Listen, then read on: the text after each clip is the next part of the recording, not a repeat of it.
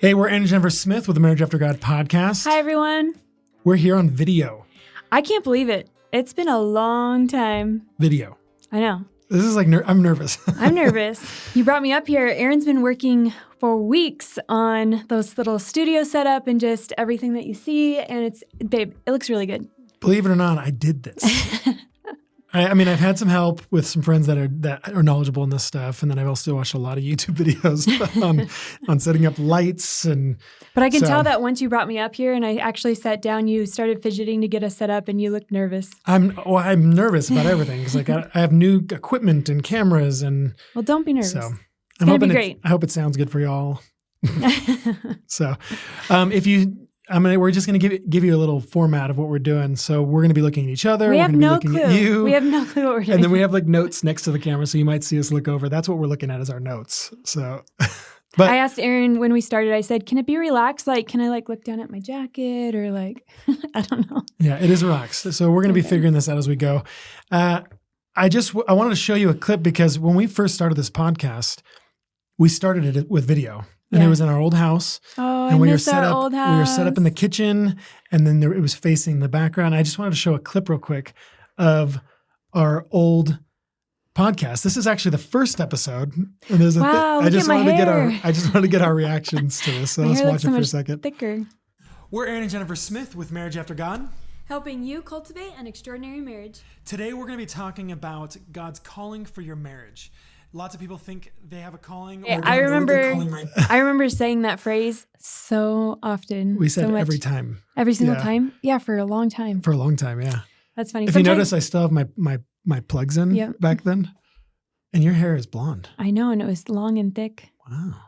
I've been working on trying to grow my hair back out for some time. I really miss that house, by the way. I know. That's the house that Edith was born in. So why don't you share why we stopped doing video? Because we did it for like 2 years almost, I think. Yeah, we did video for quite a while. Which, if you want to go back and check out some of those old videos, they're all on YouTube. Still up on YouTube. Yeah. And so you'll be watching these videos on YouTube next to those ones. Very cool. We stopped because, we had a lot of babies.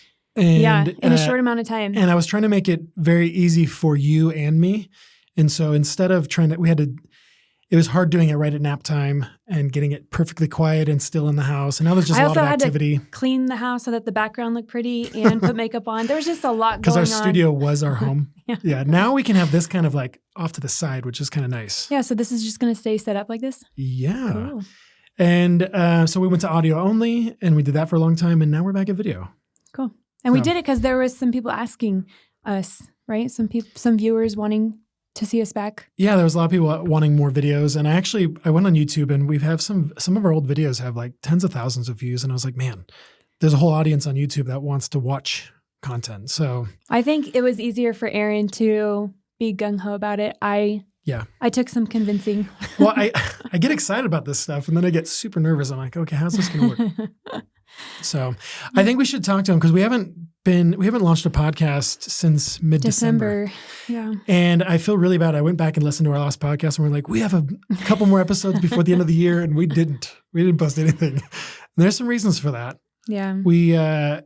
There was quite a few things that came up right in December. My dad got sick and was in the hospital for a little bit. And you actually flew out there right away and you were there for about a week to be with your mom and him. Yeah. And then only, I think a week after getting home, my brother died. Mm-hmm. And so we might talk about that a little bit today, but the moment we got that phone call, packed up the van and left. Mm-hmm. And so we left the house as it was.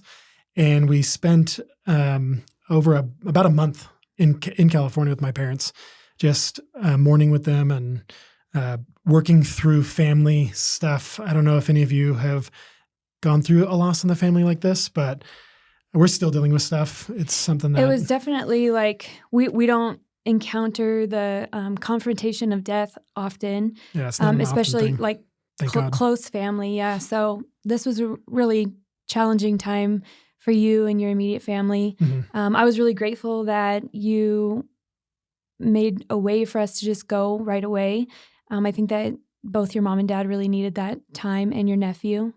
And I needed it. I know part of me was like, I'm going there for them, but at the same time, be comforted. I needed to be with my family, and experience all of that. We're still dealing with stuff, of course. We're still trying to figure things out and taking it one day at a time. And I think for me, you can be praying for our family for that. Yeah. I was going to say, for me, with that experience, I felt like God was teaching me how to be a helper to those who are walking through grief. Yeah. And just trying to think of things that would be a help to you, be a help to your parents, and even in the small things, like asking if I can water their plants, or hey, have you been taking your daily vitamins, or anything that you're not thinking of that I can help with. You actually made sure that their washer and dryer got fixed, because we actually got them replaced because they kept leaking all over the place. That was actually, it was really good. We went down there, and a part of being there was helping them. Yeah. Like, hey, let's figure some things out, because it's crazy how all the normal things of life just go out the window. Yeah. Like, we didn't do almost any work. Praise God we were able to take that break. Have that flexibility, yeah. But helping them with things that probably felt impossible at the time. And it was also good for me because it got my mind off things. Yeah. But I also found myself learning a lot about just kind of existing, like not trying, because there's no answers. Like there is no like solution to these things. It's just, okay, we're here and we get to walk through it. And so just figuring out how to be there with my mom, be there with my dad, be there with my nephew, and not have all the answers. Yeah. And pray and comfort and hug and laugh too. Watch TV and home funniest videos. And yeah. So it was comforting. That was for sure. That was our January and December. So we also had a few celebrations, which I know in the midst of grief, like it's hard to find time to celebrate. So we didn't really do much, but we recognized my birthday and our anniversary and just made them special as we could. Yeah. And we both also understood like there wasn't much to do because of where we were at and what we were dealing with, but we still recognized them. And usually we actually had a really cool party planned. That got thrown out the window, and that's okay. Maybe next year. Yeah. We talked about that with our friends, but sometimes things change though. And I am also glad that we're sharing this, because I think just thinking about the new year, I think for a lot of couples, it doesn't always start out the way you intend. And that's true for not even the new year, but just like maybe tomorrow or next week. You have these expectations, or you think something's going to turn out one way until you get hit with some information or news that inconvenience is very difficult to process and handle. And so I think it's really important that couples get reminded that we're not guaranteed to be able to follow through with everything that we've planned or everything that we have on our to-do list, and that we need to be able to support each other when those times come. And death has an amazing way of shrinking all of the things that we think are big. All the normal things of life, all of the things that we are constantly like, oh, we got to get this done, we got to do this. It's like, oh, that doesn't actually really matter that much. And so it's very sobering. It's very gives you some tunnel vision to see like a specific, like, oh, we need to be having our eyes on some, keeping the main things. Yeah. And so this last month was pretty profound for us as a family. So while we were there visiting and being comforted and comforting, I took a little bit of homeschool for the kids, and you had a little bit of work, but kind of like just basic. Yeah, very little. And so that's one of the reasons why we didn't launch the podcast fresh in the new year. And we've only been back for 2 weeks, 2.5 weeks. So Aaron's been working really hard on getting all of this set up and also just working on the content for you guys. But we did have a new kind of experience for you for this season, this year of the podcast, the Marriage After God podcast, which we're excited to share with you guys. So I don't know if you want to jump into that. Yeah, we're going to so last year we tried doing one every week. We missed a handful of weeks. I think we did 39 episodes. We did a lot. Yeah, a lot more episodes than usual, which was awesome. And so this year, instead of just going week by week, what we're going to do is we're going to do like 8-week seasons, and they're going to be like series focused. We did a series last year on prayer, and it was actually really well received. And so we're going to be doing a handful of series where we do 8 weeks on a specific topic, but it's going to be broken up in all different types of aspects. So it's not going to be the same thing every single time. And this first season, this first series that we're going to do is going to be on words. And so I'm just giving you a little precursor to that. And that's what this series is going to be on. So I think how we'll do it is we'll do like 6 to 8 weeks on a topic and then take a short break, whether it's a week or 2 weeks, and then we'll jump into a new topic, and we'll kind of do that throughout the year. Yeah, and we're already working on those series of topics that we're going to be doing, and then filling out notes for those so that we are ready for it, and not because sometimes we like, oh, that 2 weeks turns into 2 months. We don't want that. Plus, I was just telling Aaron that normally we would both be working on the content and be sitting in front of the computer while we're recording. And so we can kind of stop and go as we want, or, read our notes, which is really comforting to me because I'm not really good at off-the-cuff conversation like this. But I told him that I would. Hopefully we get good at it this year. Yeah, we are going to get good at it this year. I told Aaron that I would be willing. And so having the content done like ahead of time so that we can really wrap our heads around it and just give you guys the best experience for the things that we're covering, it would just make this flow really well. And so I'm really excited. I'm really excited for the dynamic of how video and how we're doing the series will really play out. And if you've been an avid listener and now watcher, like a viewer of our videos, this year, I'd really love to see all of our listeners and viewers really be spreading the word, sharing the videos, sharing the audio. We're going to be creating social media posts based off the video clips. That was another reason I wanted to start doing video, because it makes much more fun social media posts with the grab and go. Yeah. and would you, if you're a longtime listener, I want to like commission you to share our content, share these videos, share these episodes with friends, family, and partner with us in that. So not only does it help us because we get encouraged to see everyone who's following along, and it motivates us to want to keep going, but we really do, pour a lot into the content, and we want to share this with you guys and hope that it brings encouragement to you and to your marriages. So as you share the word and as you share it with friends and family, they will also get the benefit of what we're sharing. Yeah. And on YouTube, you can leave comments. Nice. And so if you're watching on YouTube, you leave us some comments and we'll be checking those out and responding to ones we can. So before we get into the topic, I think that you should at least mention why it looks like you've got a little bit of makeup on one eye. I know. I was just going to show everyone. You see here? I told him, Aaron, this is really— I got a good shiner. I said, this is really bad timing. I know. So we're still doing jiu-jitsu, even though we took a month off being in California. I go back to jiu-jitsu. I'm like there a couple days. And a good friend of ours that started going to our church. You can't blame it on him. It's his fault. No, it was totally an accident. But we were rolling with each other, and he accidentally right in the eye. You didn't even know you had it. It doesn't even hurt. You got home, and I said, "Ooh, what happened?" And you went to go touch it, and your thumb like rubbed over this big old bump. It doesn't hurt at all, but it's totally black. Yeah, if you can see.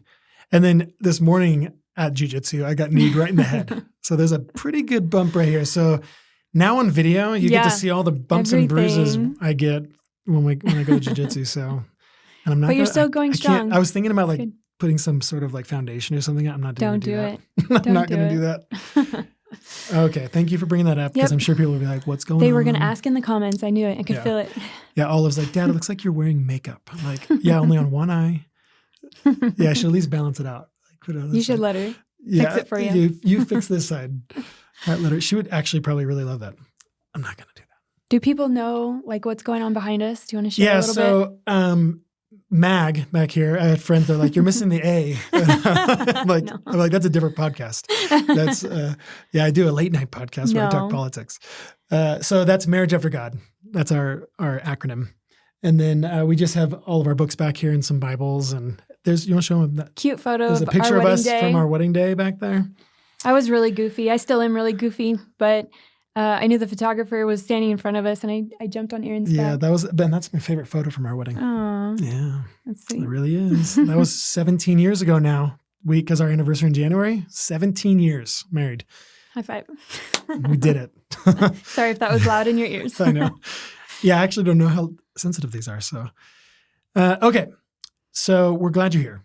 And we're going to be talking about a lot of cool stuff this year. And if you follow us on social media and you have ideas for us, we'd love to hear them. Love to hear them. Yeah. Today's episode, because we had so much to share with you guys and kind of start off introducing all of this, it's going to be briefer on the content Yeah, this side. is like an introductory video of this new year. Yeah. And we wanted to start in January. Like we said, we couldn't. And so It's okay. we're happy to start in February, and we're going to have a lot of fun with it this year, I think. Yep. So, all right. Why the topic of words? Because we're going to be talking about words over the next 8 episodes. And so I wanted to just kind of give you a precursor to why that topic, because did we have a word last year for the year? I had one. You had one. I don't know. I think I shared it on a podcast episode in the beginning of the year. Yeah, but that's kind of a thing. It's been a trend over the last handful of years that people are like, what's your word for the year? That's not why we're doing this, but it makes sense because people like to identify with words. They say, strength, and that has meaning and purpose and value. And it's something easy to hold on to. So we want to talk about not just words in that sense, but words in a holistic sense of how powerful they are in general. Mm-hmm. Because whether we like it or not, whether we understand it or not, whether we know it or not, the words that we use and believe and speak to ourselves and speak to others have massive impact in our lives. And so we plan on talking about that over the next 8 episodes. And it actually came out of, I'm thankful that I was able to talk to my brother for about 2 hours, just a few days before he passed away. I didn't know he was going to pass away, but I got this phone call and I was able to FaceTime with him for about 30 minutes. And then about for an hour and a half, I was on the phone with him. And I got to talk with him a lot. He was not a believer, and I'm very sad about that. And my whole conversation with him was talking to him about death, was talking to him about the gospel, was talking to him about the things that he believed. And over and over and over again, I just kept hearing the words that he was saying. And it was breaking my heart because he believed those words. He believed those things that he was saying, so much so, and it led to his death. And it hurts me. And so when I think about the power of the words and the messages that we hold on to, that we listen to, that we speak inside of our hearts, that we speak to other people, everyone that's listening and watching right now probably can look back to a time when someone said something to them and that has stuck with them their entire life. Mm-hmm. And we don't realize it, but there's many things. Like you might have that one kind of cornerstone moment where you're like, oh, someone said this to me one time. I've heard it from many people. But there's so many more that we don't even think about that shapes the way we think, shapes the way we act, shapes the way we believe, shapes the way we hear things. And so we have a desire to point that out, that if we as believers can recognize how powerful words are and not be frivolous with them. And not just point them out, but also come with a challenge to self-evaluate ourselves, the way we use our words, like you said, the words we believe, but also the way in which we share our words, like our tone and just everything about our body language, because how we express ourselves impacts others. Like Aaron is saying, there's things that people have said things to us that we remember, but what things have we said to others that they remember that have made a lasting impact on them? And was it good? Was it positive? Was it negative? What things are we saying to our children on a daily basis that they're thinking and they're starting to believe? So these are all very important things that we want to come with a challenge of, hey, are we willing to take a look inward and see what we're saying? And also be better listeners of the words that we say and hear.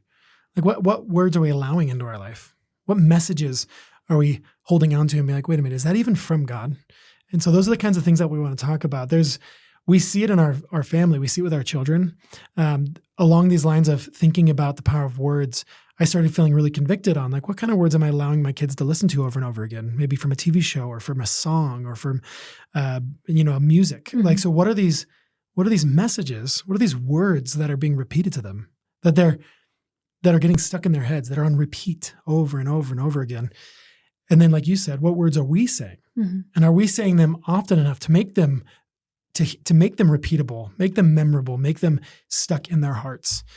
And so talking about these things, we were talking with our kids at a Bible time, and I'm not sure if you have children that struggle with the kinds of things that they say to each other, but our kids, they struggle with the Being words kind, they say, yeah. being kind or patient or gentle or generous. And so we sat them down at a family Bible time. I was like, we're going to talk about words. And I was sharing with them about how powerful our tongues are and how amazing it is that we can create words and that we can use words and without a tongue, you just, it just sounds. Mm-hmm. But the tongue, it creates words. And if you think about cool. it, that's an amazing thing. It's pretty cool. And so we read to them James, and I was talking to them like how the tongue is a fire, and a little flame can start a whole, forest on fire. And that's how powerful our words are. Another verse that I shared with them was Psalm 19:14. It says, "Let the words of my mouth and the meditation of my heart be acceptable in your sight, O Lord, my rock and my redeemer." I brought up to him, I said, this is the heart that we should have. This is David's heart. He prayed this to God. And he said, God, like, look at my heart. Mm-hmm. What am I saying? And it was not just the meditation of his heart, but it was the words of his mouth. He's saying, what am I saying? And I pray that what I'm saying is acceptable to you. Mm-hmm. And how often do we think about that? It's so important. You were actually just bringing up at church on Sunday how destructive our tongues can be. And how it could be like one of the most destructive weapons, even more so than bombs or artillery, because it's something that's used in people's life and on a daily basis. Yeah, I actually, I told the church because we were talking about the weapons that come against us will not succeed. And I said, but swords and knives and guns and bombs, like those aren't the most powerful weapons. But that's what we words think have of. Always been the most powerful weapons. That's what we think of when we think of weaponry. Like we think of all those harsh, crazy, hurtful things. But then we have every person out there with a mouth that can speak and use their words to hurt people. And to give ideas. Or to be deceive. divisive. Yeah. Yeah. And I think of Adam and Eve. Like the serpent didn't come with a weapon. He came with words. And he used his words in a way to deceive, to convince. And so that from the beginning of time, words have been the most powerful weapon. And so that's what our tongues are. Mm-hmm. They can tear down or they can build up. And the words that we decide to use and the words that we decide to believe inside of us. Knowing that we were going to be talking about this topic, you had mentioned that lately you've been seeing a lot of stuff on Instagram, like reels or pastors, and you've been sending them to me. I'm not kidding. So we started talking about this. We started like, what do words mean? How powerful are they? How can we talk about this? All of a sudden, everyone's posting about it. I follow Victor Marks. I don't know if any of you follow Victor Marks. He's an awesome guy. He shared a TED Talk from someone. And this guy was talking about how powerful words are. Mm-hmm. And he was showing how he can say things in a certain way to convince you of something, even though it's not true. I was like, and I've been seeing posts after post after post of people talking about words. Mm-hmm. It's almost like there's people are curious about this and are being challenged with it themselves. Is there anything like an experience that you've had lately that has really affirmed you, where someone said something to you that encouraged you? While we were in California, my mom sat down with us and she's like, I want to share with you some things that I've been feeling and seeing, and encouraged us on areas that we can be more protective in our marriage. Mm-hmm. She's like, you're in ministry, you have 5 kids, you have all these things going on. She's like, you want to protect and not let the enemy to have anything. And that encouragement was pivotal for us. We're like, you're right. Really appreciate we need to be so careful in these various areas because we don't want to give any room for the enemy to, I'm going to take that. Yeah. Oh, I'm going to use that. Mm-hmm. And so that was her just trying to love us. And she just shared some things from her heart. And those words that she shared actually caused us to make some transitions and some shifts in our life to focus on different things. That's one person. Now imagine who else you allow in your life. Like when you scroll, you're constantly scrolling through hundreds of, sometimes thousands of influencers telling you things. Mm-hmm. What are you listening to? Whose words are you saying, yeah, I'm going to take those. Those are mine now. I had an experience while we were in California as well. It was actually the night before we left. My mom sat down on the couch next to me and all the kids were on the couch. And she said, Jennifer, I don't know if you need to hear this, but you're a really good mom. And like, I wanted to cry, but I also didn't want her to see me cry. So She was being so sweet. She was so sweet. I turned around and I said, "Thank you, Mom." And she said, seriously, on top of, everything that you've got going on, and she knew it's been a lot this month, she goes, "Your kids are so awesome, and I just love you guys." And just how soft landing every word that came out of her mouth was meant a lot to me. And those are some sets of words that I will cherish and keep forever. And I think that's a good point, because you brought this up, I think, a little earlier. And you actually, this has been a main theme in our marriage. Not just what I say, but how it's said, how it's presented, how it's packaged up. And like, here you go, like, this is what I want to say. The how it's said doesn't necessarily change the meaning of the words, but it might change how they're received or heard or not heard. And so, well, I think the trouble becomes implied when you say something a certain way. So regardless of what the message is that you're trying to share, if you say it a certain way or with a certain attitude or a certain or passive aggressiveness. Yeah. Well, because there's two ways we can give messages, with our words and with our body language and with our actions. Yeah. And those kind of, either they coincide with each other. And I think that's where the problem is. We talked about discrepancies last year. That was my word for last year. You say one thing, but everything else surrounding it doesn't match. Yeah. And you're like, are you really saying that? Yeah. So there's a lot to be said about words. Yeah. So some words are really familiar to many of us, especially if they're written down. So I went through the Bible. No, I didn't go through the whole Bible, but I was thinking about the Bible and different stories or phrases that are very familiar to us. The first one, obviously, in the very beginning, Genesis 1:3, God said, "Let there be light." And what a powerful moment for words to have power. It was the most powerful moment. It was incredible because they were creating things. God was creating things with his words. And we're going to be talking more about that later. Was it Olive who brought that up the other day? Yeah. When I was saying the tongue is powerful, and she's like, God created everything. Yeah. With words. Yeah. Which he did. So cool. Another one is Exodus 5:1, when Moses says to Pharaoh, "Let my people go." It's a phrase, and it's been around for hundreds of Yeah, longer than that. No, I know. No, I was going to say that those words came after hundreds of years of bondage. Yeah. And even thousands of years after they've been said, we still remember them. That's a good point. If I could just get what I meant to say out of my mouth. And then another one, in John 5:8, Jesus says to the sick man, "Get up, take your bed, and walk." That was a miracle happening. His words were the authority of what you couldn't do, you can do now. Go do it. And it makes me think about how powerful, like we think about messages that we've heard and words that we've heard that have shaped our societies. We have the founding documents. We have people like Martin Luther King Jr. I can say these people's names and you can immediately be like, oh, I know what, I have and a dream. you'll say a phrase and it means something and it directs and it guides. And that's exactly what James talks about with the tongue being so small of a member, but it guides your entire life. What about these last words that Jesus spoke right before his death on the cross? John 19:30, he said, "It is finished." The power in those words. It's really beautiful. And it's words like that make the gospel happen. So when you tell people the gospel, when he said it is finished, either it is or it isn't. I tell people that all the time, like, well, he said it's finished. Is it or not? And so those words are so powerful that it challenges you to either believe them or not believe them.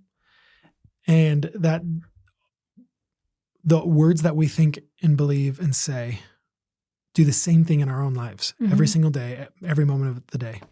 Yeah, these words and these phrases that have been ingrained in us come out of us, and they affect those around us, they affect us. And so again, this is just why Aaron and I really felt strongly that words would be our first series this year, that we would dive into it for you guys and with you guys, just to be able to check our hearts and evaluate how words are impacting us. So the topics that we're going to be talking about is words. It matters. And our prayer and our hope is that we can dig in deep. There's going to be lots of scripture, hopefully lots of stories, And we want our listeners and viewers to subscribe so that they don't miss any episodes that are going to be coming up over the next 8 weeks. And I want you to be considering what are the words that you hear repeated in your mind and in your heart all the time? Because the ones that are being repeated, they're things that you're believing. They're things that they're guiding your life. And after experiencing what I went through with my brother, the thing that I've been encouraging our church, the thing that I'm encouraging us and our family is to stop being lazy about what it is we're listening to. What words are we allowing to be heard in our homes? What words are we allowing to come out of our mouths over ourselves, over our kids? And also, what words are we not saying to our loved ones who don't yet believe? What words are we not saying? Are we afraid to say certain words? Are we afraid to tell them the truth in love? Because at the end of the day, the words that we believe are going to guide our life, and it's going to lead us to either death or life. And that's what the Bible tells us. Death and life are in the power of the tongue, and those who love it eat of its fruit. So what fruit are we allowing ourselves to eat? Death or life? And so, you have any more encouragement for them? I think that's great for now. We do want to encourage you guys to pray with us at the end of every episode. It's just something that we've always done and would love to continue doing. All right. Will you pray for us? Yes. Dear Lord, we just come before you right now, and we just thank you so much for today. We thank you for the launch of this new series in the Marriage After God podcast. And we just ask, Lord, that as we focus on our words and as we self-evaluate, you would encourage us to look deeply within and just be willing to remove any words that we shouldn't be believing, any words that we shouldn't be using, anything around us that we shouldn't be listening to or receiving. And we just pray, Lord, that we would allow your holy word to soak into us and just saturate us, Lord. Saturate our minds, saturate our hearts. And we just pray, Lord, that your word would continue to transform us every day. In Jesus' name, amen. Amen. That was it. Okay. I don't know how to end. See you guys next time. Bye.